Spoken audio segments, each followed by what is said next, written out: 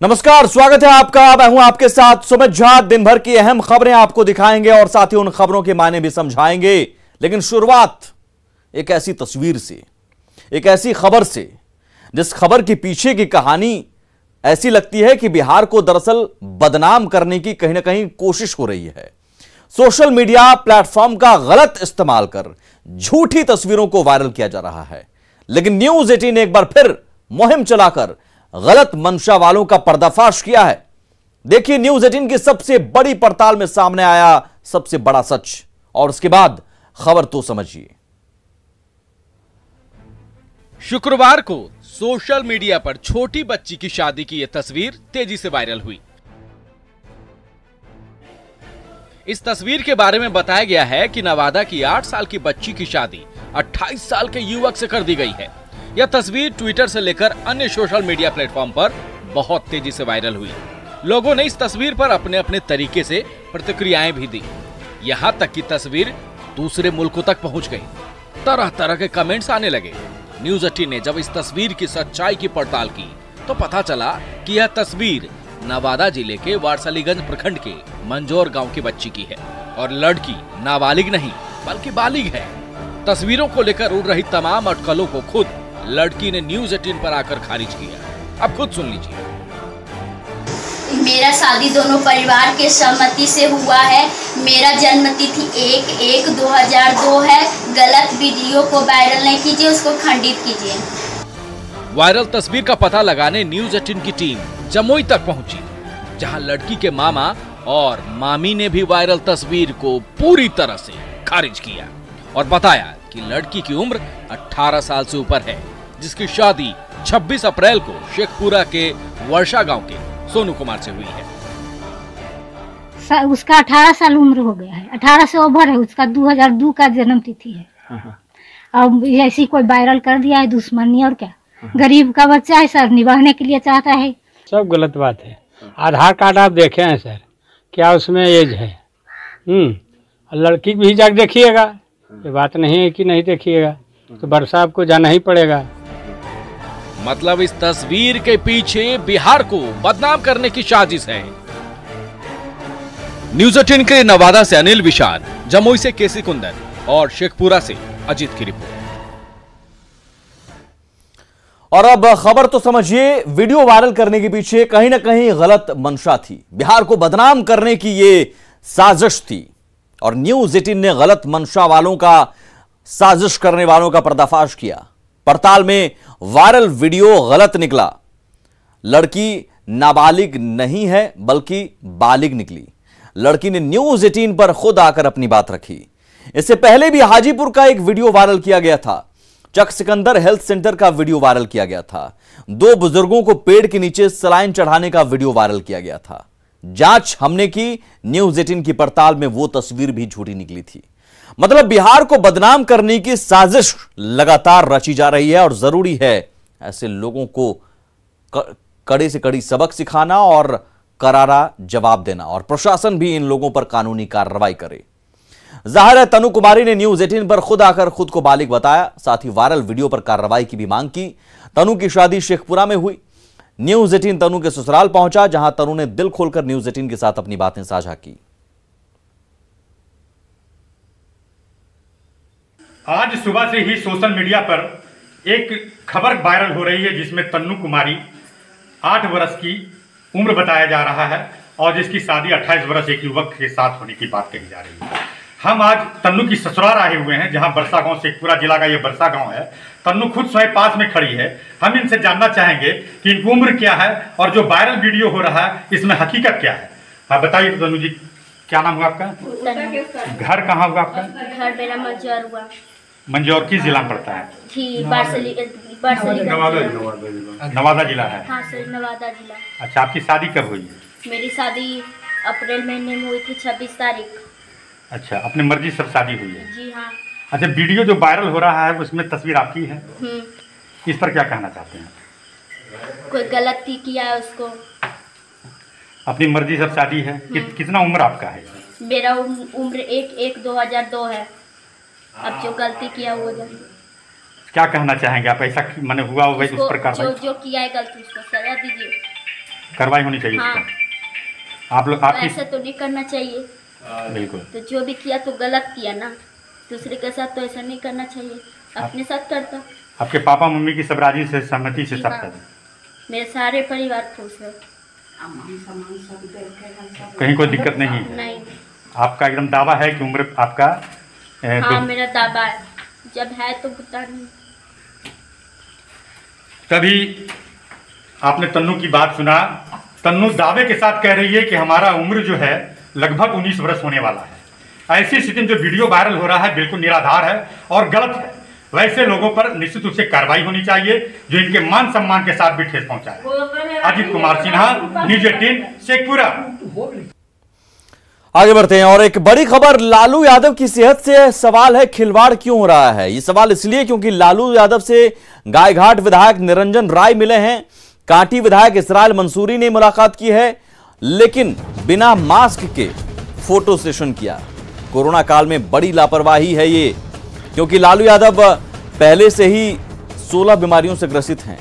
Kidney उनकी 25% काम करती है, निमोनिया से वो पीड़ित थे, हाल में ही सांस लेने में तकलीफ की भी शिकायत थी और उन्हें लगातार आराम की सलाह दी गई है, अस्वस्थ हैं। और कोरोना खासतौर पर तब जबकि हाल ही में अप्रैल से मई महीने में कोरोना ने कहर बरपाया है, उस दौरान जरूरी है कि मास्क पहने, डबल मास्क पहने, लेकिन बावजूद इसके ये देखिए लापरवाही की तस्वीर। लालू यादव के साथ मिलते हैं दोनों विधायक, राबड़ी देवी से भी मिलते हैं, लेकिन मास्क नहीं। और खबर तो समझिए, कोरोना के आंकड़े कम जरूर हो रहे हैं, लेकिन दूसरी लहर में संक्रमण काफी तेज है। और लालू यादव 73 साल के बुजुर्ग हैं। लालू कई गंभीर बीमारियों से जूझ रहे हैं। लालू को किडनी में गंभीर समस्या है, 25% ही काम करता है उनका किडनी। ऐसे में कोरोना का खतरा उन्हें ज्यादा है। कोरोना की वजह से ही दिल्ली में ही वो रुके हुए हैं, जमानत पर बाहर आने के बावजूद। ऐसे में बाहर से लोगों का मिलना लालू की सेहत के लिए खतरनाक है। और बिना मास्क के लालू के पास कोई जाता है तो ये लालू की सेहत से खिलवाड़ होगा। और ये वक्त फोटो सेशन का नहीं है, बल्कि संभलने और बुजुर्गों को संभालने का है। ये वक्त मिलने का नहीं, बल्कि आइसोलेट होने का है। और इसलिए जरूरी है कि खुद लालू परिवार भी ऐसे मामलों में एहतियात बरते। अगर बाहर से कोई मिलने आता है तो जरूरी नहीं कि उनसे मुलाकात करने दिया जाए, या मुलाकात करने दिया जाए तो पूरा प्रोटोकॉल का ख्याल रखा जाए। आगे बढ़ते हैं। बिहार से एक बड़ी खबर, यास तूफान से बिहार में अब तक 7 लोगों की मौत हुई है। दरभंगा, बांका, मुंगेर, बेगूसराय, गया, पटना, भोजपुर में एक एक व्यक्ति की मौत हुई है। मुख्यमंत्री नीतीश कुमार ने मृतकों के प्रति गहरी संवेदना जाहिर करते हुए मृतक के परिजनों को 4-4 लाख रुपए मुआवजे का ऐलान किया है। तो यास तूफान का कहर बिहार में भी देखने को मिला और अब तक 7 लोगों की मौत हुई है यास तूफान से। तूफान के कारण कई जगहों पर पेड़ गिरने से मौत हुई, कई जगहों पर छत गिरने से मौत हुई है। बेगूसराय, गया, पटना, भोजपुर और दरभंगा में एक एक मौत हुई है। मुंगेर में भी एक मौत हुई है। और सभी मृतकों के परिजनों को 4-4 लाख रुपए मुआवजा दिया जाएगा।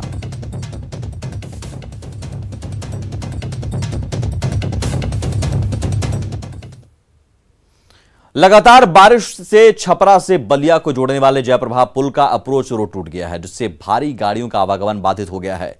पुल के किनारों में दरार दिख रही है, हालांकि मरम्मत का काम शुरू कर दिया गया है और उम्मीद है कि कल 12 बजे तक पुल पर परिचालन सामान्य हो जाएगा। ओडिशा और बंगाल होते हुए चक्रवाती तूफान यास बिहार आकर कमजोर तो पड़ गया, लेकिन कमजोर चीजों को ध्वस्त कर गया। 26 मई से लगातार हो रही बारिश से छपरा में जयप्रभा सेतु का एक किनारा धंस गया। यूपी के बलिया में चांद दियारा के पास जयप्रभा सेतु का एक किनारा धंसने से बिहार यूपी का संपर्क टूट गया। यास तूफान के कारण सड़क मार्ग को भी व्यापक नुकसान पहुंचा है और खास करके बिहार को उत्तर प्रदेश से जोड़ने वाली जयप्रभा सेतु के अप्रोच रोड को देख सकते हैं कि आप किस तरह से नुकसान हुआ है। यहाँ से जो रेन कट है, बड़ी पैमाने पर रेन कट हुआ, 2 जगह बड़े गड्ढे बन गए, जिसके कारण यहाँ पर तत्काल भारी वाहनों के आवागमन को रोक दिया गया। बलिया और छपरा को जोड़ने वाले अप्रोच सड़क के धंसने के बाद भारी वाहनों का आवागमन पूरी तरह से रोक दिया गया है। हालांकि छोटी गाड़ियों की आवाजाही हो रही है। आशंका जताई जा रही है कि तेज आंधी और पानी आने पर पुल पूरी तरह से क्षतिग्रस्त हो सकता है। फिलहाल नेशनल हाईवे अथॉरिटी ने मरम्मत का काम शुरू कर दिया है। बरसात बहुत ज़्यादा हुई है, उसकी वजह से पानी जो ओवरफ्लो हुआ है ब्रिज के ऊपर से, क्योंकि ड्रेनेज स्पॉट्स की एक कैपेसिटी होती है, तो उससे ज़्यादा जो फ्लो हुआ है उसकी वजह से जो है अप्रोचेज डैमेज हुई है। बाकी इसमें हम मशीनें लगा रहे हैं और होपफुली कल 11 बजे तक 12 बजे के आसपास तक क्लियर हो जाएगा। सब कुछ ठीक ठाक रहा तो उम्मीद है कि देर रात या शनिवार सुबह तक पुल को ठीक कर लिया जाएगा। न्यूज़ 18 के लिए छपरा से संतोष गुप्ता की रिपोर्ट। और खबर तो समझिए, यूपी बिहार को जोड़ने वाला जयप्रभा सेतु की अप्रोच रोड कट गई है। बलिया की तरफ से बिहार का यूपी से संपर्क टूट गया है। ऐसे में झारखंड, असम, पश्चिम बंगाल के लिए बड़े वाहनों का आवागमन ठप पड़ गया। बिहार, झारखंड और बंगाल से जयप्रभा सेतु के रास्ते व्यापार होता है। पुल पर आवाजाही बंद होने से कारोबार पर असर पड़ेगा। हालांकि प्रशासन ने देर रात या कल तक पुल को दुरुस्त करने का दावा किया है। और बात अब पश्चिम बंगाल की हम करते हैं। पश्चिम बंगाल में चुनाव भले ही खत्म हो गया हो, लेकिन सियासी मनमुटाव अब भी जारी है। यास की विनाश लीला के बाद पीएम मोदी ने ओडिशा और पश्चिम बंगाल का हवाई सर्वे किया और राहत कार्यों के लिए बैठक की, जिसमें नवीन पटनायक ने देश का दिल जीत लिया। तो वहीं ममता बनर्जी की नाराजगी खल गई। पटनायक ने जीता दिल, ममता देर से आई। पश्चिम बंगाल में तूफान पर भी सियासी लड़ाई। राहत के लिए थी बैठक, दीदी बाजनाई। राहत पर भी रार, ऐसे चलेगी सरकार। ये सवाल पश्चिम बंगाल की मुख्यमंत्री ममता बनर्जी से है और इसकी वजह है पीएम मोदी के साथ होने वाली समीक्षा बैठक में दीदी का देर से पहुंचना। इस मीटिंग में पीएम मोदी और राज्यपाल जगदीप धनखड़ को करीब 30 मिनट तक इंतजार करना पड़ा, क्योंकि मुख्यमंत्री ममता बनर्जी 30 मिनट देर से पहुंची।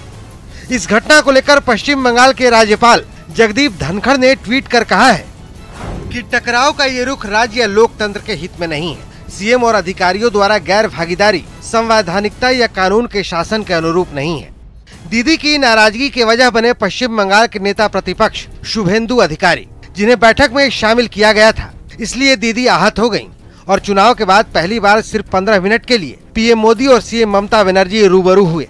इसके बाद ममता बनर्जी ने ट्वीट कर कहा, पीएम ने मीटिंग बुलाई थी, हमें नहीं पता था कि दीघा में मेरी मुलाकात थी। मैं कलाई कुंडा गई और प्रधानमंत्री को रिपोर्ट दी।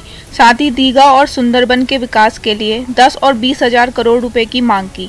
मैंने उनसे कहा कि राज्य के अधिकारी मुझसे मिलना चाहते हैं। मैंने उनकी अनुमति ली और चली गई। मुख्यमंत्री ममता बनर्जी खुद भी शनिवार को प्रभावित इलाकों का हवाई सर्वे करेंगी। खैर, ये तो ही पश्चिम बंगाल की बात। इस बैठक से पहले भुवनेश्वर में पीएम मोदी ने ओडिशा के मुख्यमंत्री नवीन पटनायक के साथ भी समीक्षा बैठक की और तबाही के बावजूद ओडिशा ने केंद्र सरकार के सामने तत्काल किसी भी रिलीज पैकेज की मांग नहीं करके देशवासियों का दिल जीत लिया। ओडिशा के मुख्यमंत्री नवीन पटनायक ने एक ट्वीट में लिखा कि इस समय देश में कोविड-19 महामारी चरम पर है। ऐसे में हमने केंद्र सरकार पर बोझ डालने के लिए तत्काल किसी वित्तीय सहायता की मांग नहीं की है।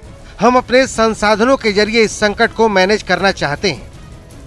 बता दें कि यास से प्रभावित लोगों के लिए केंद्र सरकार ने 1000 करोड़ रुपए राहत पैकेज का ऐलान किया है। इसमें तुरंत राहत के लिए 500 करोड़ ओडिशा को और 500 करोड़ रुपए बंगाल और झारखंड को दिए जाएंगे। ये रकम नुकसान के आधार पर दी जाएगी। प्रधानमंत्री ने तीनों राज्यों को भरोसा दिया कि केंद्र सरकार इस मुश्किल वक्त में हर संभव मदद करेगी। एक तो देश पर कोरोना की मार, उस पर ताउते और यास का प्रहार। यकीनन ये समय संकट से भरा है, जिससे निकलने के लिए सबको मिलकर प्रयास करना होगा। लेकिन मुख्यमंत्री ममता बनर्जी यहाँ भी अपने तेवर में बनी रहीं। सूत्रों के मुताबिक पीएम के दौरे के समय ममता का व्यवहार केंद्र को रास नहीं आया है। ऐसे में एक बार फिर वही सवाल कि राहत पर भी रार, ऐसे चलेगी सरकार। Bureau report, news 18 network. खबर तो समझिए, पीएम मोदी ने प्रभावित इलाकों का दौरा किया, ओडिशा और बंगाल में नुकसान का जायजा लिया। प्रधानमंत्री लोगों की मदद करने के लिए पहुंचे थे और सीएम की जिम्मेदारी थी कि वो पीएम के सामने सारी बातें रखती, लेकिन ममता बनर्जी ने ऐसा नहीं किया। ओडिशा के सीएम ने जहां पूरा खाका पीएम के सामने रखा, ममता बनर्जी अभी भी टकराव का रास्ता चाहती है। चुनाव के बाद ममता बनर्जी विरोध के ट्रैक पर ही चल रही हैं। इन सब के बावजूद पीएम मोदी ने दौरे के बाद तत्काल 1000 करोड़ रुपए के राहत पैकेज का ऐलान किया। 500 करोड़ ओडिशा और 500 करोड़ पश्चिम बंगाल झारखंड को दिए जाएंगे। साथ ही मृतक के परिजनों को 2-2 लाख और घायलों को 50,000 रुपए देने का ऐलान किया गया है। आगे बढ़ते हैं। नेटवर्क 18 यह सुनिश्चित करना चाहता है कि हर भारतीय को कोविड-19 टीका मिले। टीकाकरण जागरूकता बढ़ाने के लिए नेटवर्क 18 और फेडरल बैंक की पहल संजीवनी अ शॉट ऑफ लाइफ को सपोर्ट करें। हेल्थ एक्सपर्ट अपोलो 24/7 आपके साथ है।